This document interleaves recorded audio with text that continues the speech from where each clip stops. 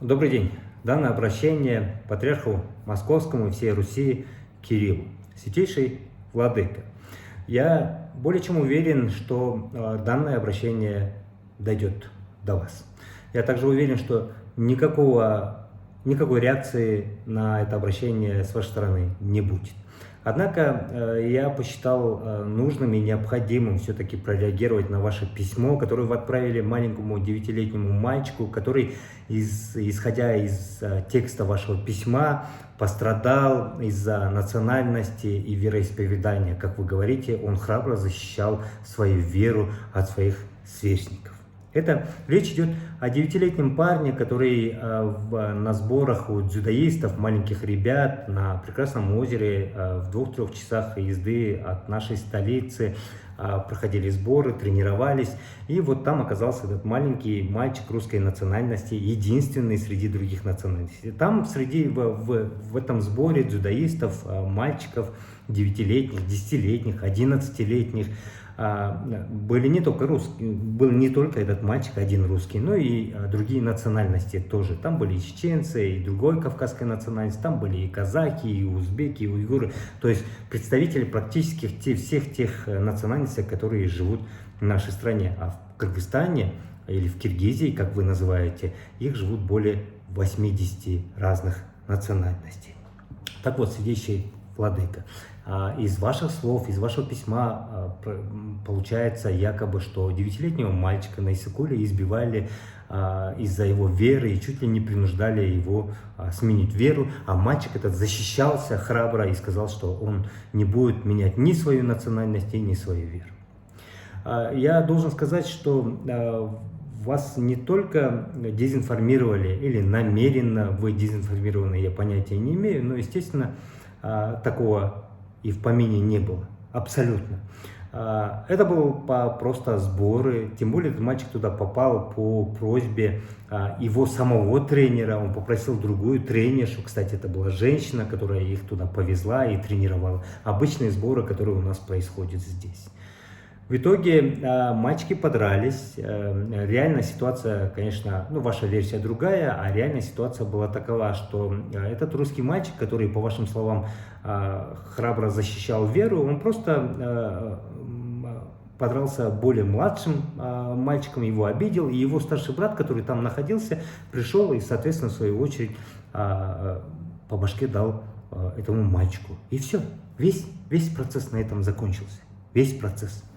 После этого ребята даже продолжали там тренироваться. И после того, только когда они вернулись, увидев ссадины, семья, родители этого ребенка обратились к другу семьи, правозащитнице, которая активная в нашей стране, и вот это, которая подняла этот весь шум, добавив туда окраску национальности, окраску, наверное, вероисповедания, которая с большим прям воодушевлением было подхвачено всеми российскими средствами массовой информации большинством, и это преподнесли так, как будто мальчика избивали из-за национальности и вероисповедания. Итогом произошло то, что сейчас идут разбирательства, но тренера этого отстранили, тренершу, это женщина, ее отстранили от работы, несмотря на то, что там, в принципе, ее вины нет. Но к тому моменту, пока ваше письмо пришло к этому мальчику, которого вы считаете, что он пострадал из-за веры, родители этого мальчика уже написали встречное заявление в правоохранительные органы о том, что не имеют никаких претензий. И это было действительно так, потому что там и ничего не было. Это была, как вы указали, действительно потасовка 9-летних мальчиков. Никакой там веры, никакой национальности и запаха даже нет, ваше святейшество. Однако ваше обращение, оно взбудоражило общественность.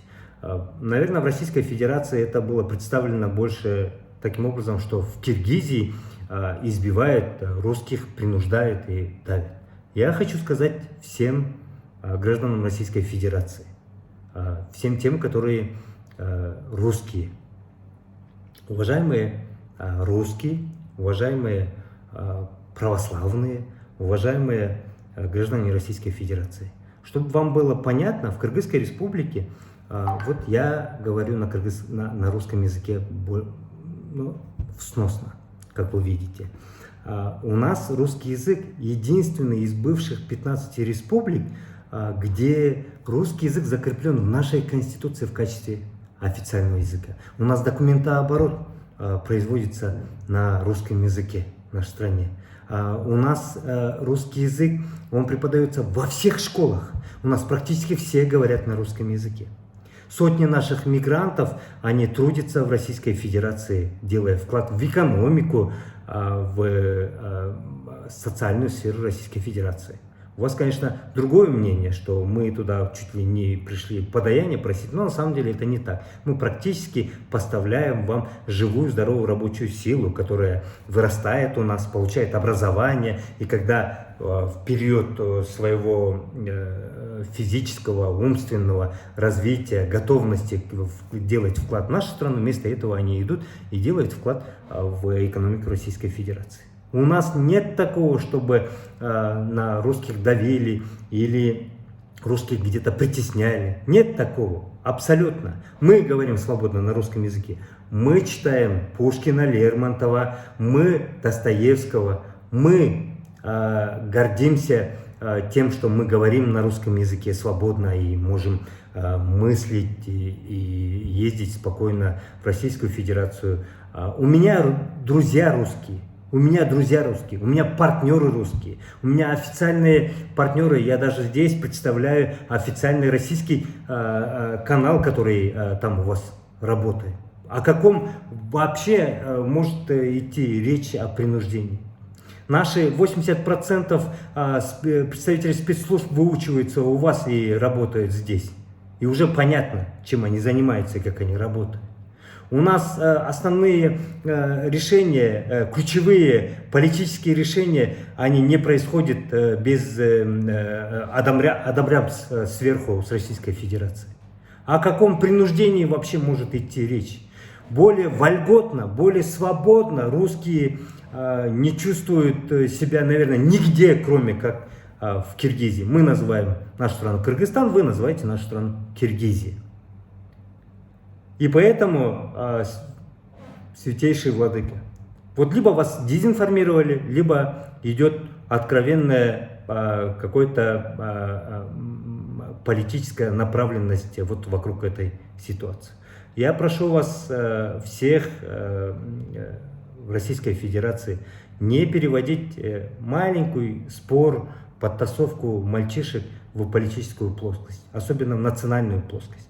Нашим согражданам, мигрантам, которые там работают, тысячам мигрантам, и так непросто живется. Ваши скинхеды, эти бритоголовые, лысоголовые, по поводу и без повода причиняют всякие разные тяжести, вплоть до убийств.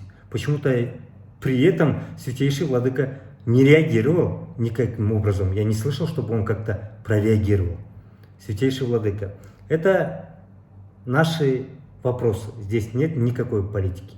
Не надо здесь делать вид, что вы защищаете веру и национальность, русскую национальность в Кыргызстане. Здесь и так хватает защитников русского языка, русской культуры, литературы, русской позиции в нашей стране. Более близкого, более аффилированного, более стратегически так называемого партнерства я не видел еще, не замечал ни в одной государстве. Мы где-то зависимы, где-то близки, где-то родны с Российской Федерацией намного ближе, чем все другие славянские государства, которые находятся вокруг вас. А в связи с этим, уважаемые граждане Российской Федерации, уважаемые русские, уважаемые православные, нет такого в нашей стране. И вот то, что сделал письмо святейшего владыки и всех остальных средств массовой информации, которые это подогревает, ничего иное, как политический инструмент усугубления этой ситуации, не соответствующей действительности.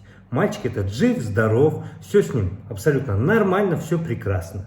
И они давно написали заявление в правоохранительные органы, и дело прекращено давно. Давайте на этом закроем это, будем жить мирно, сосуществовать, друг с другом партнерствовать. Я думаю, что лучше этого сегодня ни для кого нет. Ни для этого мальчика, ни для этой страны. Всем будет только хорошо от того, что мы мирно этот вопрос оставим, не переводя его в политическое русло. А в будущем, Святейший Владыка, я прошу, чтобы вас либо информировали более объективно или более достоверно, либо прошу наши внутренние дела Кыргызстана не вмешиваться, потому что это действительно вмешательство и усугубление ситуации вокруг отношений между Кыргызстаном и Российской Федерацией. Спасибо большое.